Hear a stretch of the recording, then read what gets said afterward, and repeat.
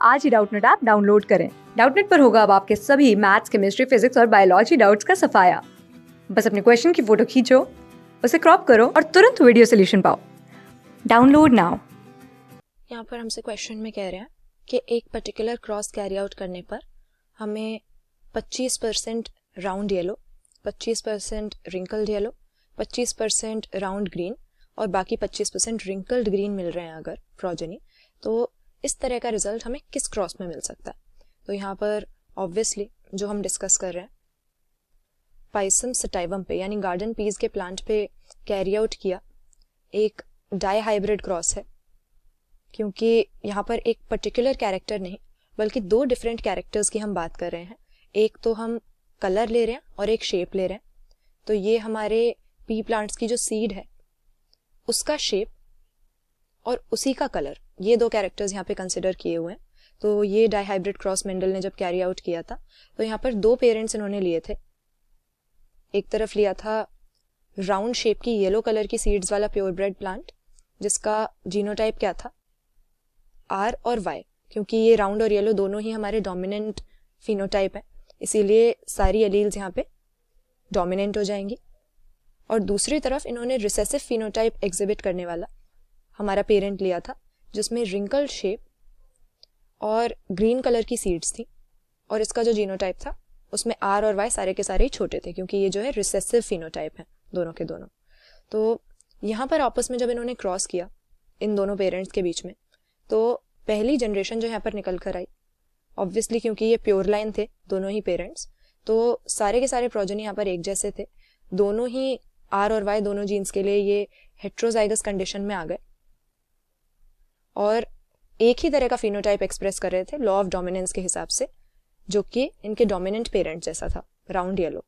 लेकिन इनको आपस में जब सेल्फ किया गया यानी F2 जनरेशन पे जब हम पहुंचे तो हमने देखा कि चारों अलग अलग तरह के फिनोटाइप्स जो कि यहाँ पर हमारे क्वेश्चन में भी दे रखे हैं, राउंड येलो और रिंकल्ड ग्रीन जैसे कि पेरेंट्स में हमें देखने को मिले थे, और इसके अलावा रिंकल्ड येलो और राउंड ग्रीन ये वाले भी हमारे कॉम्बिनेशंस यानी नॉन पेरेंटल जीन कॉम्बिनेशंस भी हमने F2 जनरेशन में प्रोजेनी में देखे थे इस वाले डाई हाइब्रिड क्रॉस में।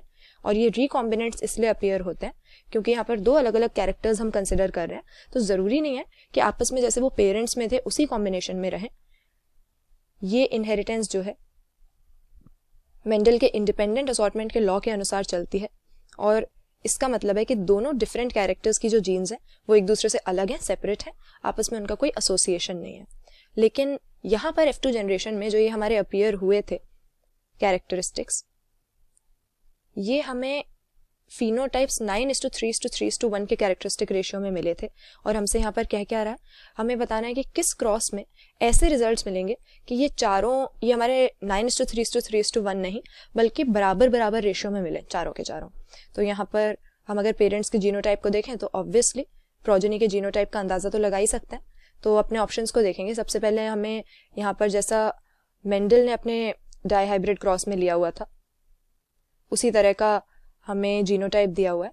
तो इसमें तो अगर आपस में हम क्रॉस करते हैं, हमने देखा था क्या मिला था, हमको सिर्फ हेट्रोजाइगोट्स मिले थे, एक ही तरह का फिनोटाइप मिला था। यहाँ पर कह रहे हैं चारों मिलने चाहिए, तो ये तो पॉसिबल नहीं है इस क्रॉस में, ये हमारा आंसर नहीं होगा। इसके बाद हमको ऐसी कंडीशन दे रहे हैं जिसमें दोनों के दोनों ही हेट्रोजाइगोट्स हैं। तो अगेन ये भी हमने यहाँ पर करके देखा था, मेंडल का जो डाई हाइब्रिड क्रॉस है उसकी F2 जनरेशन में हमने जब हेट्रोजाइगोट्स को आपस में सेल्फिंग की थी तो हमें कौन सा रेशियो मिला था, हमारा रेशियो यहाँ पर इंडिपेंडेंट असॉर्टमेंट के लॉ के अनुसार ये आ गया था। लेकिन हमें चारों बराबर बराबर चाहिए, अलग अलग रेशियो, अलग अलग फ्रीक्वेंसी उनकी नहीं होनी चाहिए, तो ये भी हमारा आंसर नहीं है। इसके बाद में ये वाला जब हम देखते हैं तो इस क्रॉस में क्या होगा, क्योंकि यहाँ पर हमारे जो शेप वाली जीन है उसमें एक तरफ हम डोमिनेंट होमोजाइगोट देख रहे हैं, एक तरफ रिसेसिव होमोजाइगोट देख रहे हैं, तो इनके क्रॉस से क्या बनेगा, इनके क्रॉस से केवल ये वाली कंडीशन बन पाएगी हेट्रोजाइगस, और एज अ रिजल्ट शेप इन सभी में कैसी आएगी, लॉ ऑफ डोमिनेंस के अनुसार शेप इनकी राउंड हो जाएगी। लेकिन हमें रिंकल्ड शेप भी देखनी है जो कि इस तरह के क्रॉस में अपीयर नहीं हो पाएगी।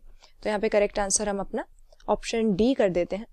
ये जो हमें जीनोटाइप दिया हुआ है इन्हें आपस में क्रॉस करके अगर हम पुनेट स्क्वायर बनाकर भी देखेंगे तो हमें चारों तरह के ये जो हमारे फिनोटाइप चाहिए हमको बराबर बराबर रेशियो में मिल जाएंगे, क्योंकि ये जो हमारा दूसरा पेरेंट है इसमें तो एक ही तरह का गमीट बनेगा, क्योंकि डोमिनेंट एलील इसके पास है ही नहीं, ना इसके पास बड़ा आर है ना इसके पास बड़ा वाई है।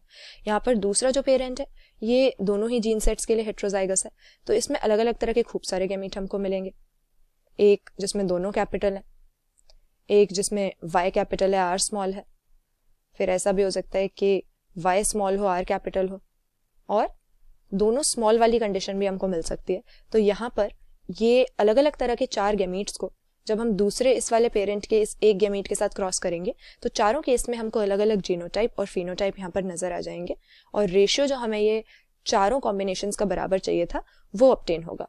तो सही आंसर ऑप्शन डी यहाँ पर हम अपना कर देंगे। क्लास 6 से 12 से लेके नीट, IIT, JEE मेंस और एडवांस के लेवल तक 10 मिलियन से ज्यादा स्टूडेंट्स का भरोसा। आज ही डाउनलोड करें डाउटनेट ऐप या व्हाट्सएप कीजिए अपने डाउट्स 8400 400 400 पर।